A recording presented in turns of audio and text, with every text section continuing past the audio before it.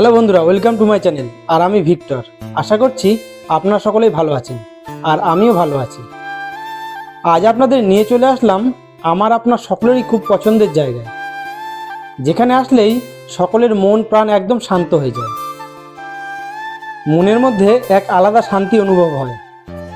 এতক্ষণে থাম্বনেল আর পরন্ত বিকালে গঙ্গার দৃশ্য দেখে বুঝতেই পেরেছেন আজ আমি কোথায়। হ্যাঁ বন্ধুরা, আজ আমি নিমতলা মহাশ্মশানের কাছে অবস্থিত ভূতনাথ মন্দির দর্শন করতে এসেছি, আর সেই সাথে আপনাদেরও দর্শন করার সুযোগ করে দিয়েছি। কলকাতা ও তার আশেপাশে আছে প্রচুর শিব মন্দির, আর আজ আমি আপনাদের দেখাবো বহু প্রাচীন এই শিব মন্দির। তবে মহাদেব এখানে শিব বা ভোলানাথ নামে না, তিনি এখানে ভূতনাথ নামেই পরিচিত। আর এই যে গঙ্গার ঘাটটি আপনারা দেখতে পাচ্ছেন, এটি হলো নিমতলা ঘাট, আর এই ঘাটের পাশে অবস্থিত ভূতনাথ মন্দির। উজ্জয়িনী মন্দিরের পর কলকাতার এই একমাত্র মন্দিরে চিতাভস্ম দিয়ে বাবার পুজো করা হয়। কলকাতার এই প্রাচীন মন্দিরে আপনারা কিভাবে আসবেন এবং এই মন্দির সম্বন্ধে কিছু ইতিহাস আপনাদের জানাবো। তার আগে যারা যারা আমার এই ভিডিওটি নতুন দেখছেন, অবশ্যই সাবস্ক্রাইব করে পাশে থাকা বেল আইকনটি প্রেস করে দেবেন, যাতে আমার পরবর্তী ভিডিওর নোটিফিকেশনটি পেতে আপনাদের কোনো অসুবিধা না হয়। আর ভিডিওটি ভালো লাগলে লাইক, কমেন্ট ও শেয়ার করে দেবেন প্লিজ।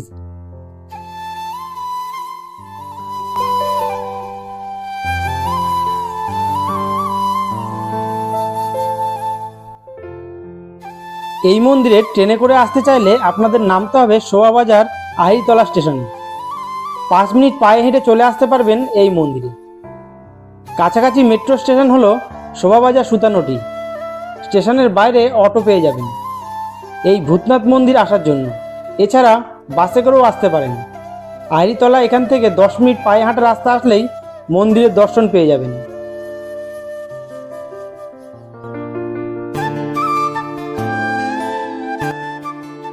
মন্দিরের বাইরেই আপনারা পেয়ে যাবেন ডালা, ফুল, গঙ্গার জল, গোলাপ জল, আরতির সামগ্রী সব পেয়ে যাবেন। ডালা শুরু 51 টাকা থেকে। মন্দিরের পাশের গেট দিয়েই প্রবেশ করতে হবে।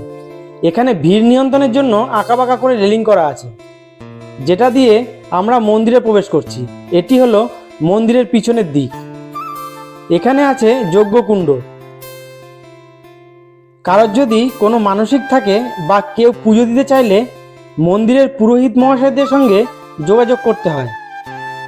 আর এই আঁকাবাঁকা রেলিং দিয়ে মন্দিরের প্রবেশের আগেই আপনারা দেখতে পাবেন ভোলা বাবার সামনে দুই পাশে নন্দী মহারাজ ও ভোলা বাবা ছাড়াও অনেক দেবদেবীর ছবি, খুবই সুন্দর করে সাজানো।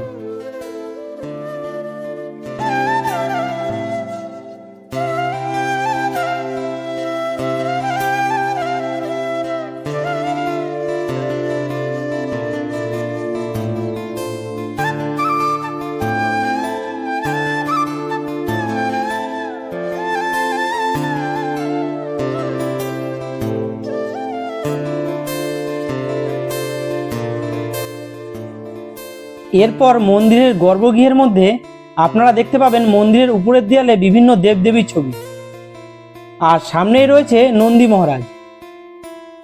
মন্দিরের গর্ভগৃহে যেখানে শিবলিঙ্গটি আছে সেটি রেলিং দিয়ে রাখা আছে। ভক্তরা ফুল, বেলপাতা দিয়ে পুজো দিতে পারেন। সারা বছরই বহু ভক্তের আনাগোনা হয় এই মন্দিরে। মন্দির রোজ সকাল 4:30 থেকে দুপুর 12টা পর্যন্ত এবং বিকেল 4:30 থেকে রাত 8টা পর্যন্ত খোলা থাকে।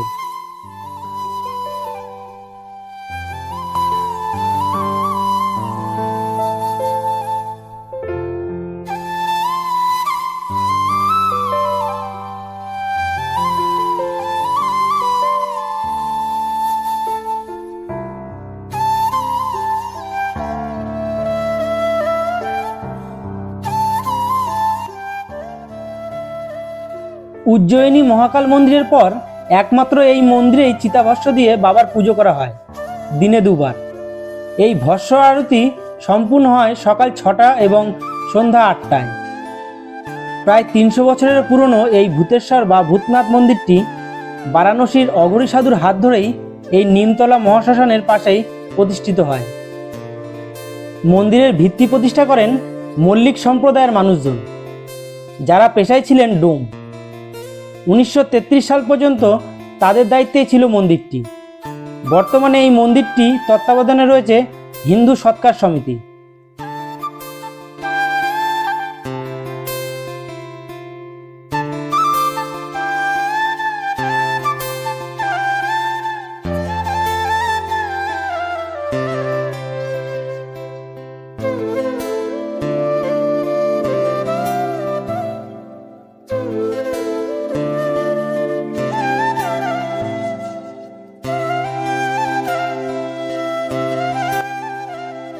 এই ভূতনাথ মন্দির দর্শন করার পর আপনারা মন্দির থেকে বার হয়ে রাস্তা পার করেই দেখতে পাবেন আরও একটি মন্দির।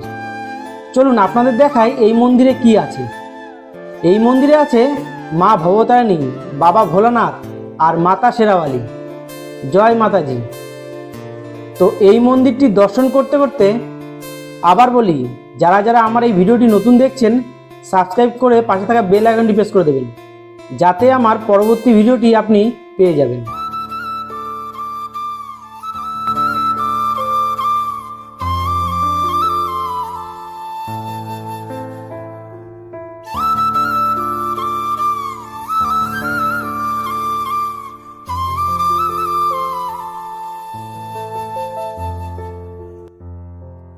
তো বন্ধুরা, আজকে আমার এই ভিডিওটি আপনাদের কেমন লাগলো অবশ্যই কমেন্ট করে জানাবেন, আর লাইক শেয়ার করতে ভুলবেন না।